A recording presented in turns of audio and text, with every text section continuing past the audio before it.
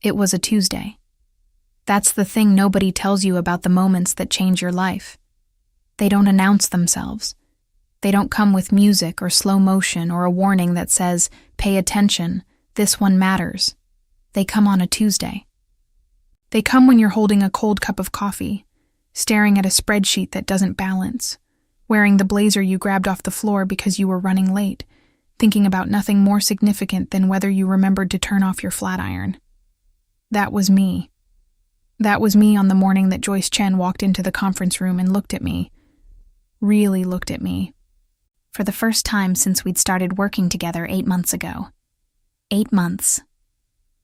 I want to say that again so you understand.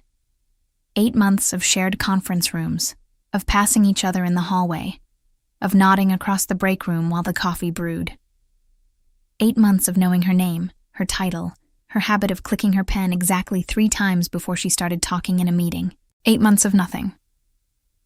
And then one Tuesday morning she walked in, looked across the table at me and said, "Lara, good, you're early."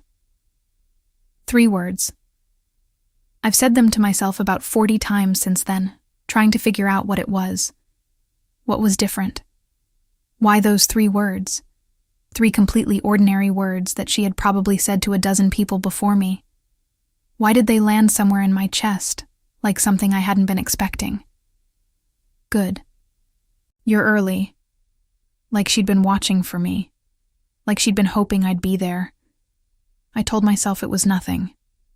I told myself I was tired, that I'd had 2 glasses of wine the night before, that I was the kind of person who reads meaning into things that have no meaning. I told myself all of this while I watched her set her notebook on the table, uncap her pen, click it exactly 3 times. And I told myself none of it while I sat there realizing I couldn't look away. Joyce was my boss's boss. I need to be honest about that from the start, because it matters. Not in the way that makes this story a scandal, but in the way that made everything between us feel like it was happening through a pane of glass. I could see it. I could feel the warmth of it from where I stood. But there was this invisible layer between us, this structure of titles and org charts, and the unspoken agreement that some distances are professional and some distances are necessary.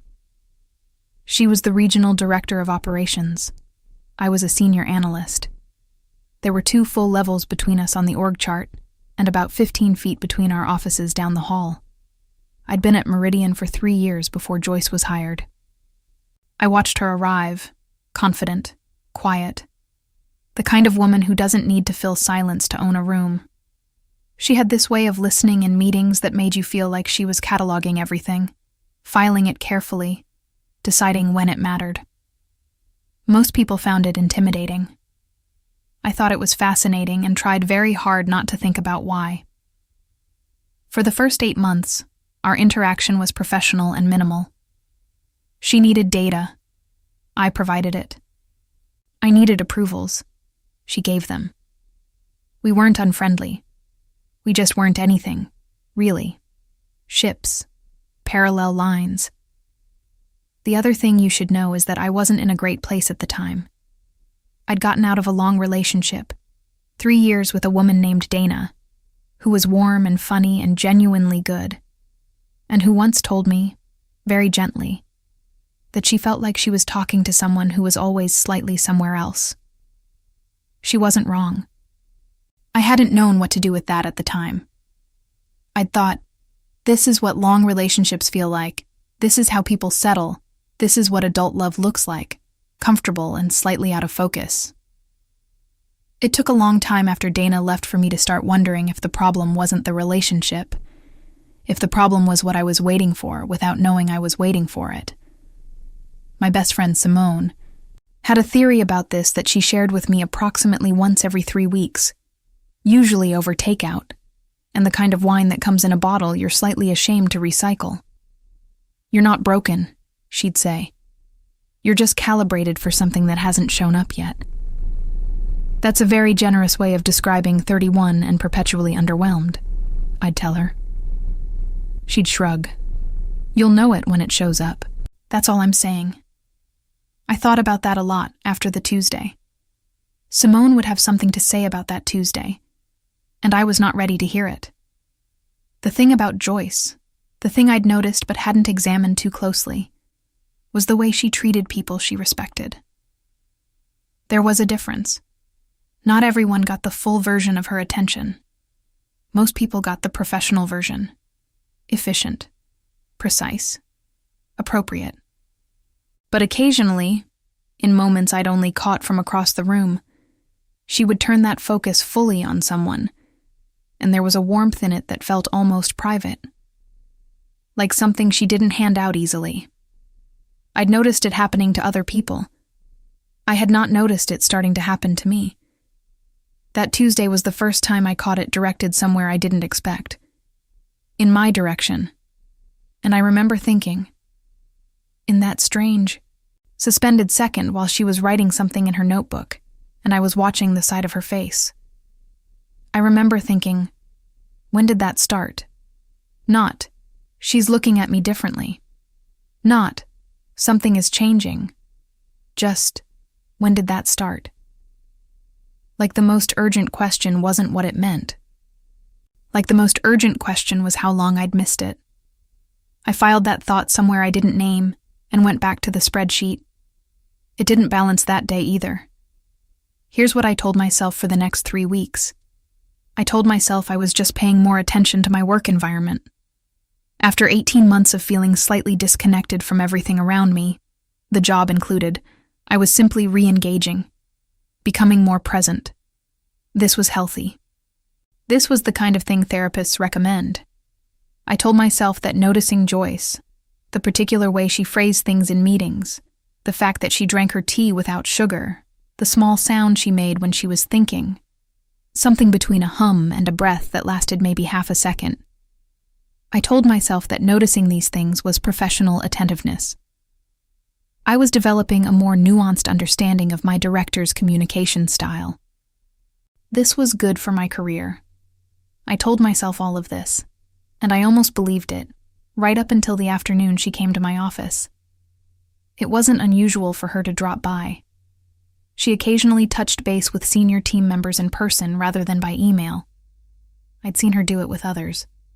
I'd been doing it for 8 months. There was no reason this time should have been different. She knocked on the open door, even though it was open. That was the first thing. "Do you have a minute?" "Of course," I said. Very professional. Very calm. Completely unlike the inside of my chest, which had done something I can only describe as rearranging itself. She came in, and instead of standing at the doorway the way most people did during quick check-ins, she sat down in the chair across from my desk. She set her notebook on her knee. She looked at me.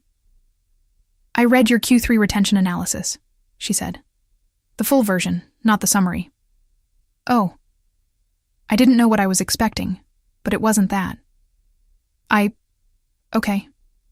"It was very good, Lara." A pause. "I mean that. Most analysts give me what I ask for. You gave me what I needed to know. There's a difference."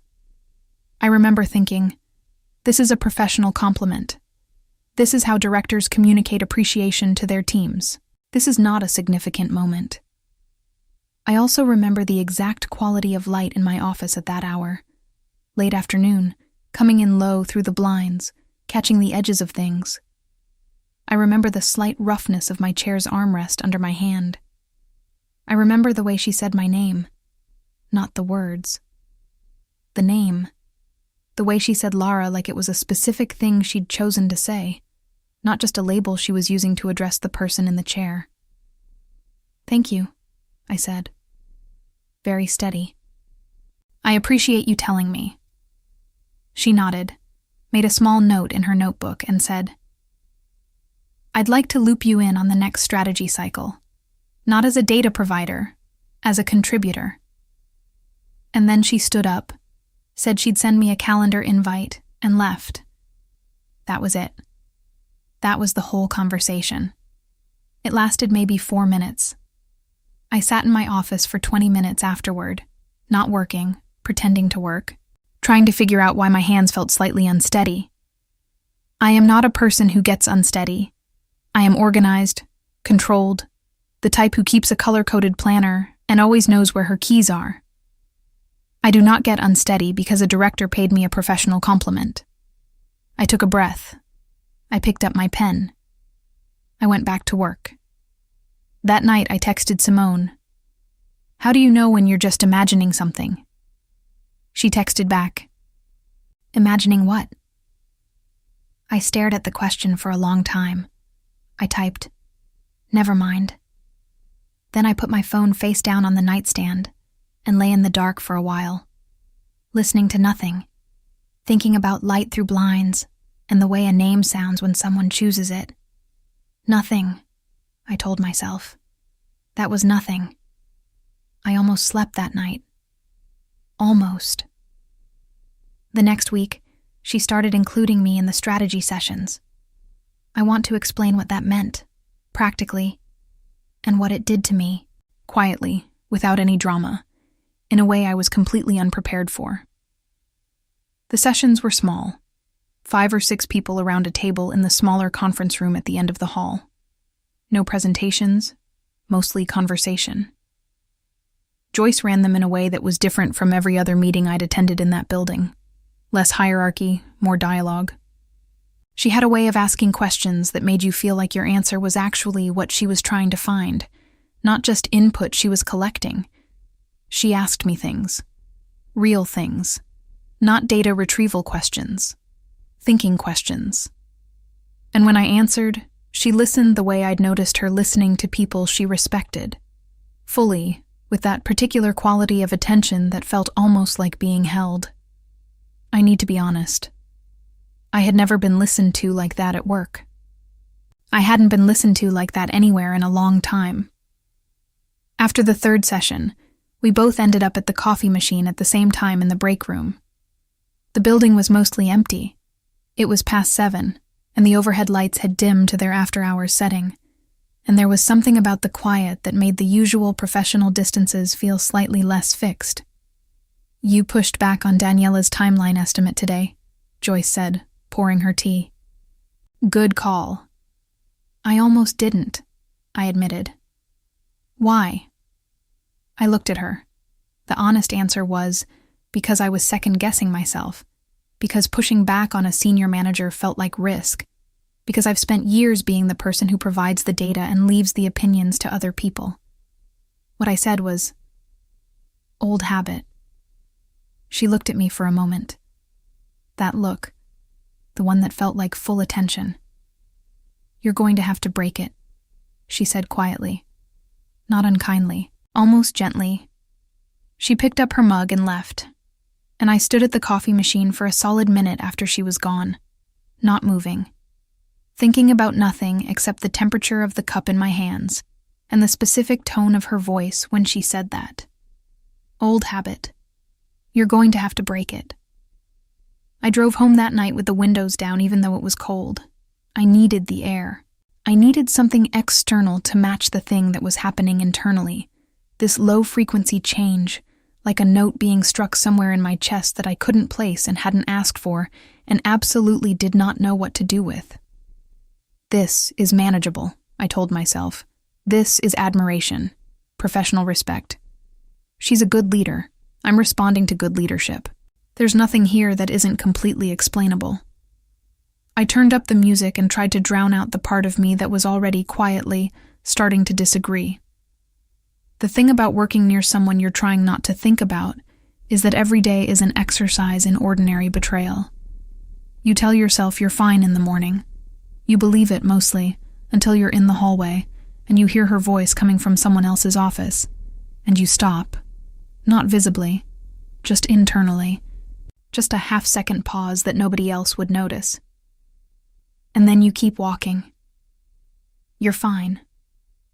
You tell yourself you're fine while you notice that she takes her jacket off when she's in the middle of something difficult, like the thinking requires less constraint. You tell yourself you're fine while you memorize without meaning to that she always keeps a second pen behind her ear during the long meetings, just in case. You're fine while you realize that you can tell her mood by the pace of her footsteps in the hall. Fast means focused. Slow means she's working something out. You're fine.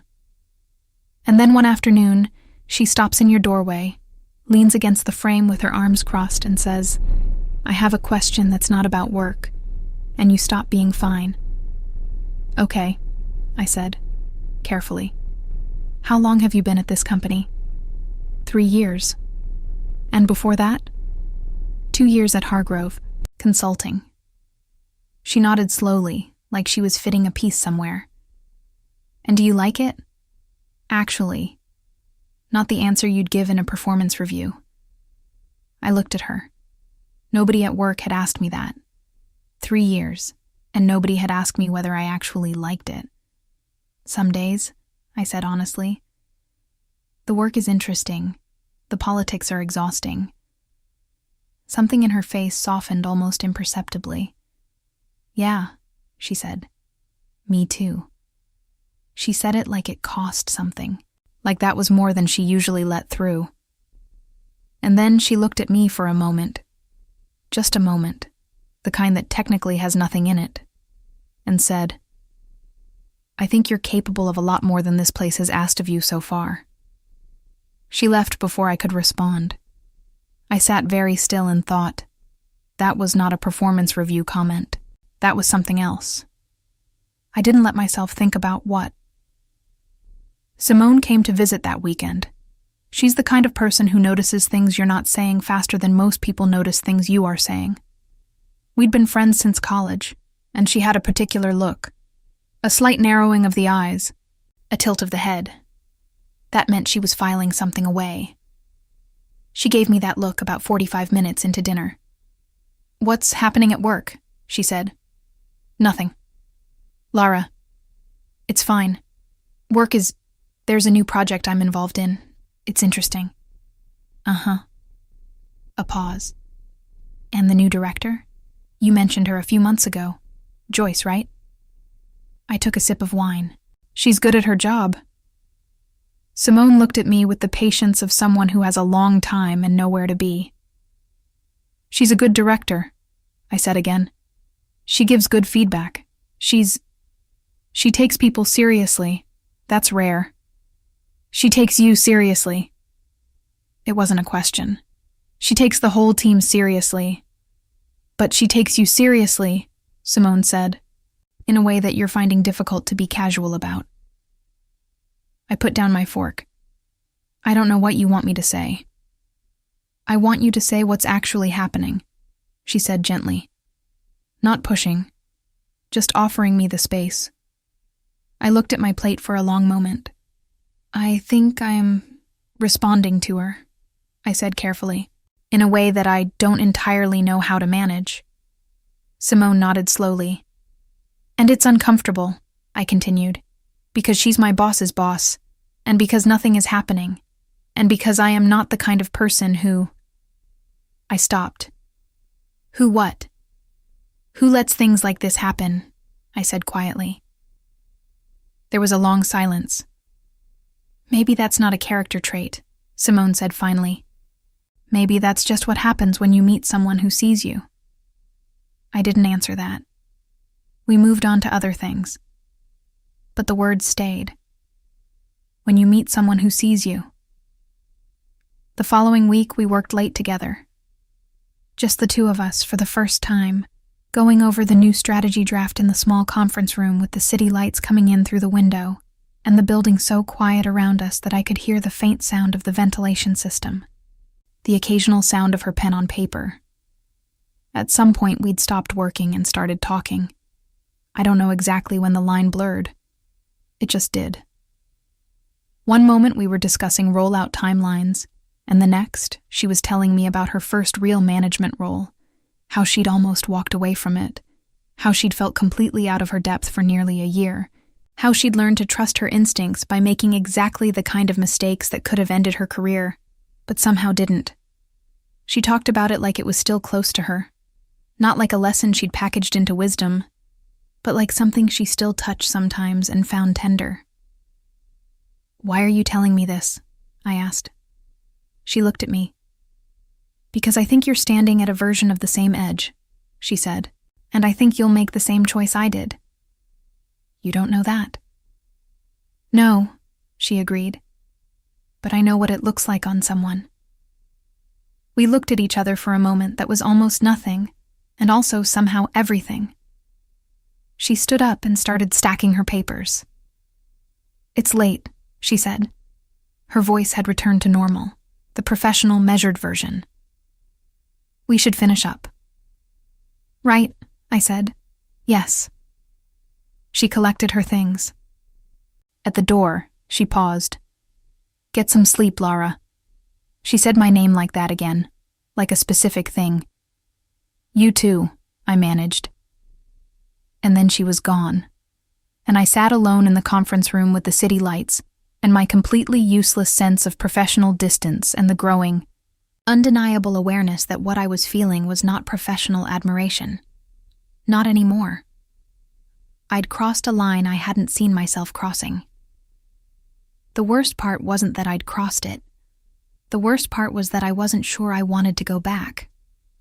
I stayed in that room for a while longer than necessary, just sitting in the quiet, trying to get a grip on myself, trying to remember all the reasons why this was not something I could follow. The org chart, the professional relationship, the fact that I didn't even know if that I had no way of knowing whether. I pressed my hands flat on the table. This was a working relationship. She was kind to me the way good leaders are kind to people they want to retain and develop. That was all this was. That was all this was. And I was a rational adult. And I was going home. And I was going to sleep.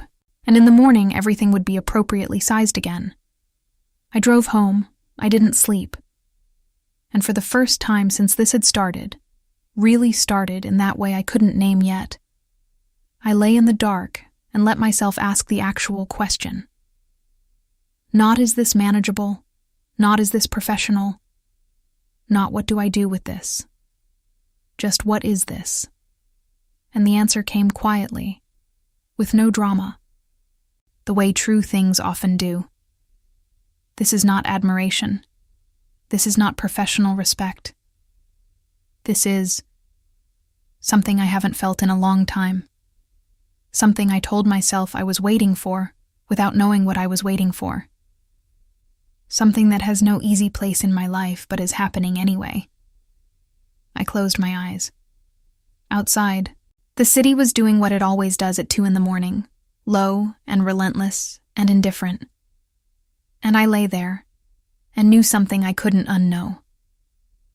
But before we continue, if you made it this far, if Lara's story is hitting somewhere you recognize, then you already know what's coming, and you're feeling it in your chest the same way she is.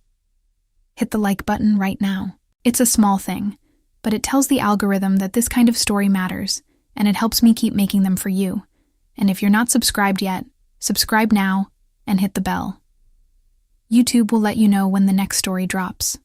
Now, I want to know something from you. Have you ever been in a situation where the most dangerous thing wasn't what someone said to you, but the way they said your name? Write it in the comments. Just that. I read every single one. And tell me what city you're watching from. I'll heart every reply. Now, back to Lara. 3 weeks after the late night in the conference room, Joyce called me into her office and told me she was recommending me for the Director of Strategic Analysis position. The role didn't exist yet. She was creating it. She walked me through the scope, the reporting structure, the budget. She was professional, thorough, the way she always was. And when she finished, she said, "I want to be transparent with you. This came from watching your work for the past several months. You think differently than most people here. I don't want to lose that." I nodded. I said the right things. Thank you, I'm honored. I'll review the full scope and get back to her within the week. I stood up to leave, and then I turned back, because I am apparently not capable of leaving well enough alone. And I said, "Can I ask you something?" She looked up from her notebook. "Why me?" I said. Specifically. Not as a candidate. As a person. Why me? Something shifted in her expression. It was subtle. It was the kind of shift I'd spent months learning to read. which was itself information I was trying not to examine too closely. She set her pen down. "Because you're careful," she said slowly, in a way that holds itself back from being fully honest. "And I think it cost you something." Silence. "And because when you finally say the thing you were holding," she continued, "it's always the exact right thing. And the room can feel it." She was watching me with that full, steady attention. "That's a rare thing," she said, "and it's mostly wasted if nobody names it." The air in the room was doing something. Or I was. I couldn't entirely tell. "Thank you," I said. My voice came out differently than I'd planned. Lower. More honest than I'd meant. "You don't have to thank me for that either." I left, and I walked straight to the bathroom at the end of the hall, the one nobody used because it was adjacent to the storage room, and I stood with my hands on the sink and looked at myself in the mirror for a long moment. The person looking back at me was not, she had recently realized, someone who was confused about what she was feeling. She was someone who had been very clear about what she was feeling for quite some time and who had been calling it by a different name. Here's what I said to myself, in that bathroom, at 11:23 on a Wednesday morning. Stop lying. Not the big lie. I'd already stopped telling myself the big lie. I knew, at that point, exactly what I was feeling. The smaller lie. The one I'd been telling every single day since this began. The lie that said, "It doesn't matter." The lie that said, "She's your boss's boss." The lie that said, "You're good at managing this. You're contained. You're fine. This is something you can carry quietly forever, and it won't leave a mark." Because it was leaving a mark. I could feel it.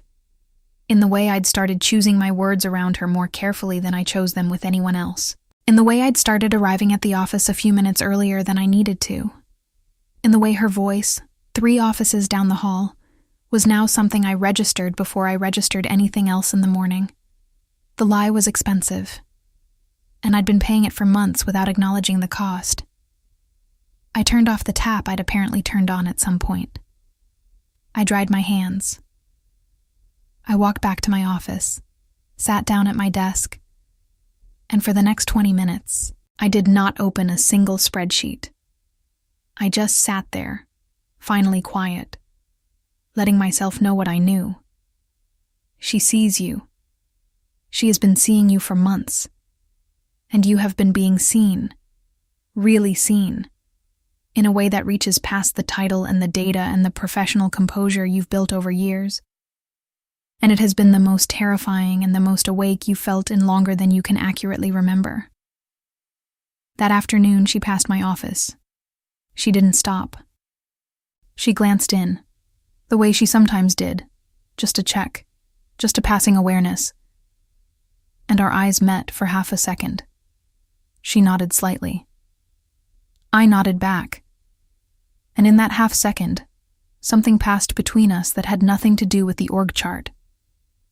I went home that evening and I called Simone. "You were right," I said. "About the calibration thing. The thing you said. About knowing it when it shows up." A pause. "Yeah," Simone said carefully. "It showed up," I said. A longer pause. "What are you going to do about it?" "I don't know yet," I said honestly. "But you're not going to pretend it didn't happen." It wasn't a question. "No," I said. "Not anymore."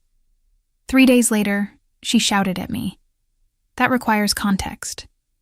We were in the middle of a strategy review, the largest one of the quarter, the whole senior team, the kind of meeting where the room has a specific tension because everyone knows the decisions made in it will take months to walk back. I'd been presenting data for 40 minutes, and somewhere in the middle of the competitive response section, I said something I'd been holding back since I first ran the numbers.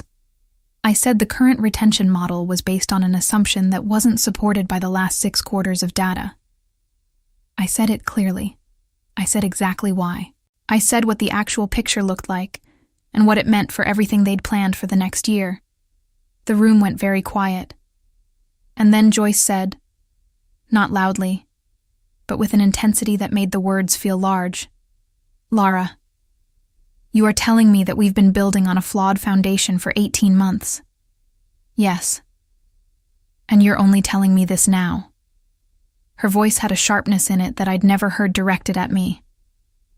"I only had the full data set last week," I said steadily.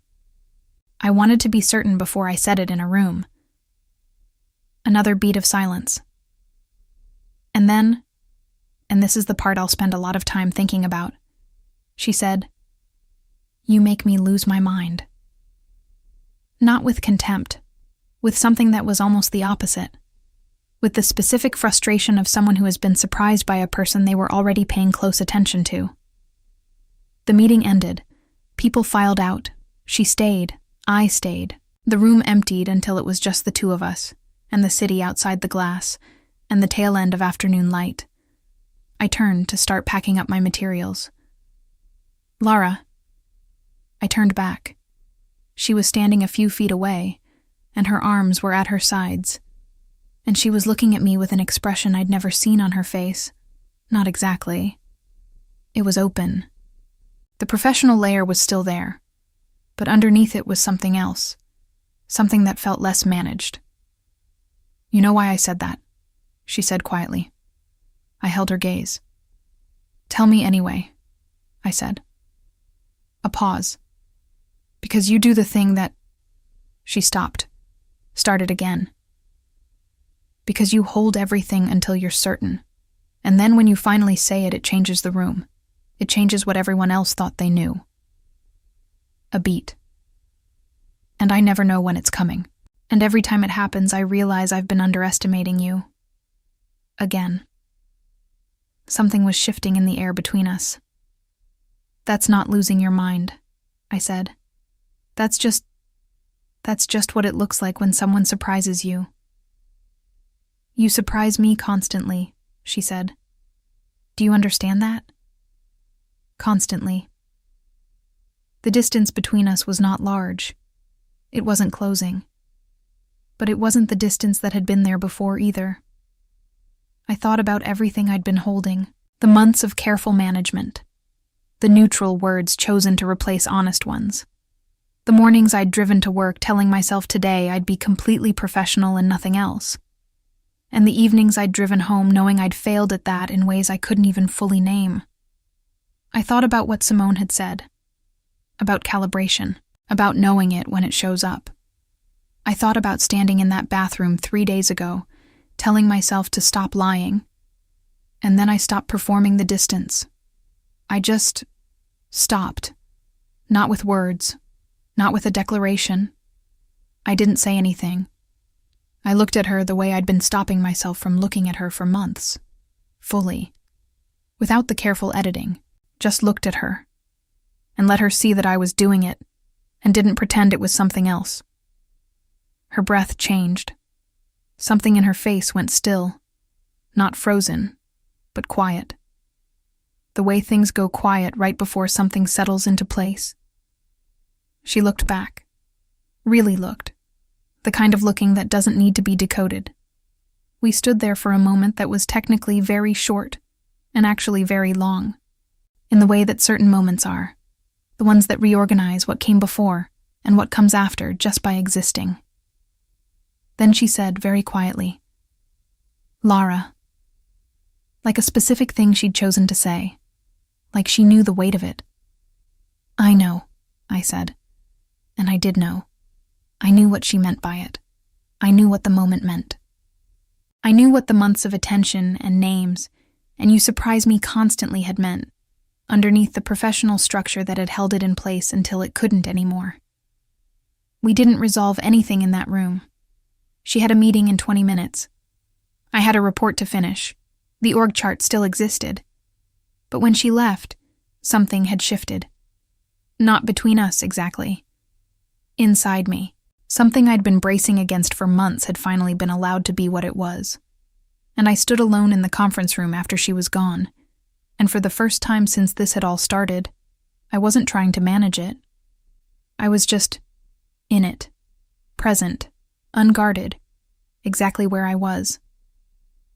The city outside the glass was golden in the late light, the way it gets sometimes in the late afternoon, when the angle is right, and everything for a moment looks a little more deliberate than usual. I picked up my things. I walked back to my office. I sat down. And for the first time in as long as I could remember, I stopped performing being fine. I just was. Quietly, fully, without apology. Myself. I've spent a lot of my life being careful about what I let myself feel.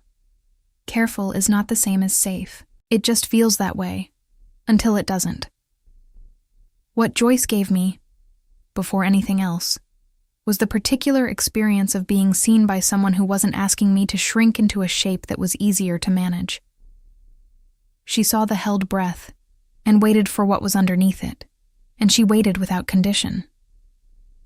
That's not a small thing. Sometimes the most radical act is just, I'm not pretending anymore. If this story reached something in you, write in Tara in the comments. Let me know you made it to the end.